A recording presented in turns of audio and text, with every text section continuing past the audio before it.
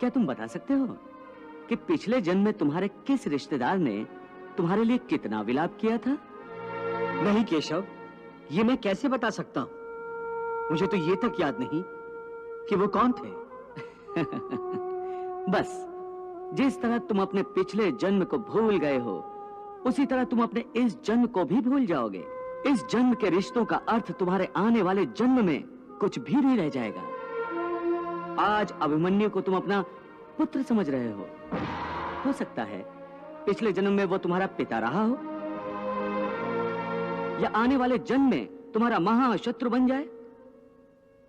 आज तुम जिनको अपना रिश्तेदार समझ रहे हो, जिन्हें आदरणीय समझ रहे हो, और इसी कारण उनकी हत्या करने से संकोच कर रहे हो सकता है उन्हीं में से किसी ने तुम्हारे किसी पिछले जन्म में तुम्हारी हत्या की हो।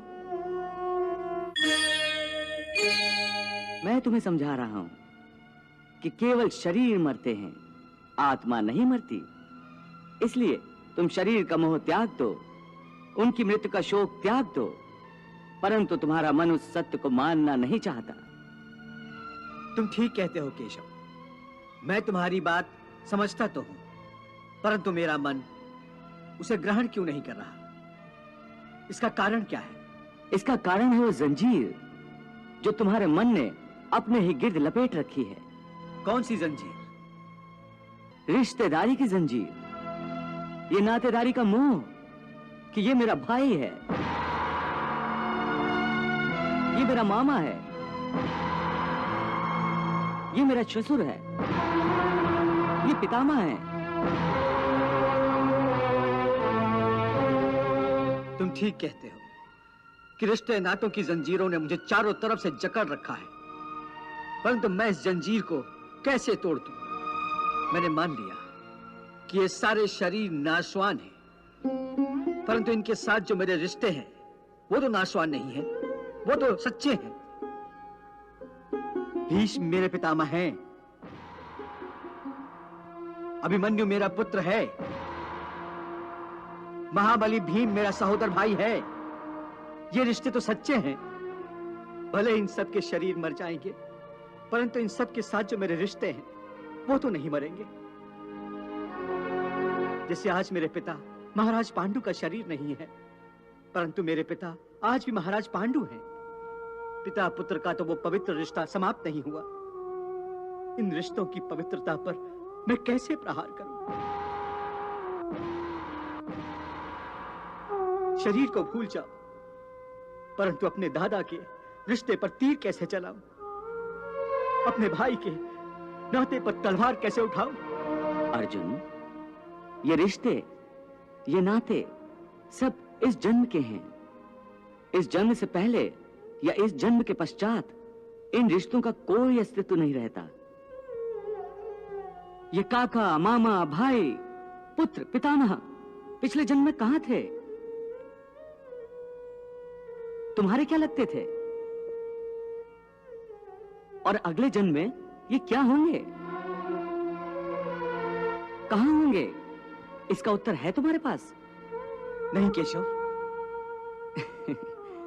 इसीलिए कहता हूं कि जब शरीर नाशवान है तो ये रिश्ते भी नाशवान हैं, क्योंकि ये सब नाते शरीर के हैं। और ये जो तुमने अपने पिता का उदाहरण दिया कि उनका तुम्हारा पिता पुत्र का नाता तो समाप्त नहीं हुआ, तो ये भी तुम्हारा भ्रम है, अज्ञान है। केवल तुम्हारे मन में अभी तक वो रिश्ता जीवित है, क्योंकि तुम अभी तक उसी जन्म में हो, परंतु तुम्हारे पिताश्री इस समय जिस योनि में भी होंगे, उनके लिए वो रिश्ता समाप्त हो चुका है। पिता की बात छोड़ो, अपनी बात करो। पिछले जन्म में जब तुम्हारी मृत्यु हुई होगी, उस समय तुम्हारे सब संबंधी रिश्तेदार रोए होंगे। तुम्हारी पत्नी ने, तुम्हारे पुत्रों ने बहुत विलाप किया होगा, परंतु आज इस जन्म में तुम्हें याद भी नहीं कि किस किस ने तुम्हारी मृत्यु पर विलाप किया था। आज तुम्हारे लिए उनका या उनके रोने धोने का कोई मोल नहीं। इसलिए समझा रहा हूं कि ना किसी के मरने का शोक करो, ना किसी के साथ नाता टूटने का दुख मानो। वैसे भी मेरी माया इतनी प्रबल है अर्जुन कि जिन्हें तू समझता है कि तेरी मृत्यु के बाद शोक करेंगे, सारा जीवन रोते रहेंगे, वो भी असत्य है। मेरी माया के प्रभाव से थोड़े ही दिनों के बाद उन रोने वालों को तू फिर हंसता खेलता देखेगा। मित्र 4 दिन रोता है, भाई 10 दिन रोता है, पत्नी उससे अधिक रोती है, माता सबसे अधिक समय तक रोती है, परंतु सबके आंसू धीरे धीरे सूख जाते हैं और उन आंखों में फिर से नए नए सपनों की रोशनी चमकने लगती है। क्या तुम बता सकते हो कि पिछले जन्म में तुम्हारे किस रिश्तेदार ने तुम्हारे लिए कितना विलाप किया था?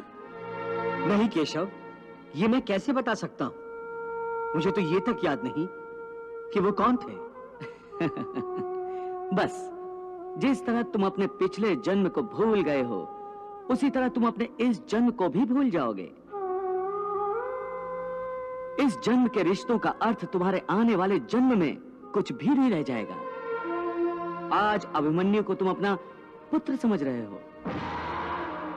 हो सकता है पिछले जन्म में वो तुम्हारा पिता रहा हो, या आने वाले जन्म में तुम्हारा महाशत्रु बन जाए। आज तुम जिनको अपना रिश्तेदार समझ रहे हो, जिन्हें आदरणीय समझ रहे हो और इसी कारण उनकी हत्या करने से संकोच कर रहे हो सकता है उन्हीं में से किसी ने तुम्हारे किसी पिछले जन्म में तुम्हारी हत्या की हो, या तुम्हें अगले जन्म में उनकी हत्या कर दो। हे अर्जुन, ये रिश्ते शरीर के जन्म के साथ पैदा होते हैं और शरीर की मृत्यु के साथ मर जाते हैं। इसलिए इन रिश्ते नातों के चक्रव्यूह से बाहर आ जाओ। आत्मा अमर है, इस अमर सत्य को पहचानो। रिश्ते तो बदलते रहते हैं। हे अर्जुन, इसलिए तुम्हें न रिश्तों से मोह करना चाहिए, न रिश्तों के टूटने का शोक करना चाहिए। यही सांख्य योग का ज्ञान है कि मनुष्य को एक सन्यासी की भांति सोचना चाहिए कि ये सब रिश्ते नाते मोह को उत्पन्न करते हैं और मोह इन रिश्तों को इतनी जोर से पकड़ लेता है जैसे एक लोभी पुरुष नदी में डूबते हुए भी धन की गठरी को नहीं छोड़ता और आखिर में उसी गठरी के बोझ से खुद भी डूब जाता है। इसलिए अपने मन को सन्यासी बनाओ और इस मोह के बंधनों को छोड़ो और इस बात पर ध्यान दो कि इस समय तुम्हारा कर्तव्य क्या है, तुम्हारा धर्म क्या है और उसी के अनुसार कर्म करो। तो धर्म को निभाते हुए मनुष्य कर्म तो करेगा ही, और कर्म करेगा तो सन्यास को कैसे निभाएगा? देवी, यदि आप समझती हैं कि सन्यासी होने के बाद कर्म छूट जाता है, तो आपने भगवान श्री कृष्ण के उपदेश को समझा ही नहीं। हाँ प्रभु, बात स्पष्ट रूप से मेरी समझ में नहीं आ रही है, इसीलिए मैं आपसे समझना चाहती हूँ। देवी, ऐसा नहीं है जैसा आप समझ रही हैं। संसार में जीने के लिए हर प्राणी को कुछ न कुछ कर्म तो करना ही पड़ता है, जो उसके लिए अनिवार्य है, आवश्यक है। जैसे पेट की भूख मिटाना हर जीव के लिए अति आवश्यक है, यहां तक कि अपने पेट की आग बुझाने के लिए सन्यासी भी भिक्षा मांगकर गुजारा करता है। अर्थात ये कि कोई भी कर्म से मुक्त नहीं हो सकता। परंतु यदि भगवान श्री कृष्ण की शिक्षा को समझ ले तो मनुष्य कर्म करते हुए भी कर्म से मुक्त हो सकता है। प्रभु, कर्म करते हुए कर्म से कोई कैसे मुक्त हो सकता है? जैसे स्वयं भगवान श्री कृष्ण। हाँ देवी, मानव अवतार में भगवान श्री कृष्ण का जीवन और आचरण समस्त मानव जाति के लिए संसार में रहते हुए सन्यासी होने का एक उत्तम उदाहरण है। उन्होंने संसार में रहते हुए धर्म समझकर कर्म किया, जय पराजय अथवा फल की चिंता कभी नहीं की। इसलिए जब आवश्यक हुआ युद्ध भी किया, कभी हारे कभी जीते, परंतु उनके चेहरे पर वही मुस्कान और उनके हृदय में वही शांति रही। वो चाहते तो विजय श्री की माला हर बार उनके गले में होती,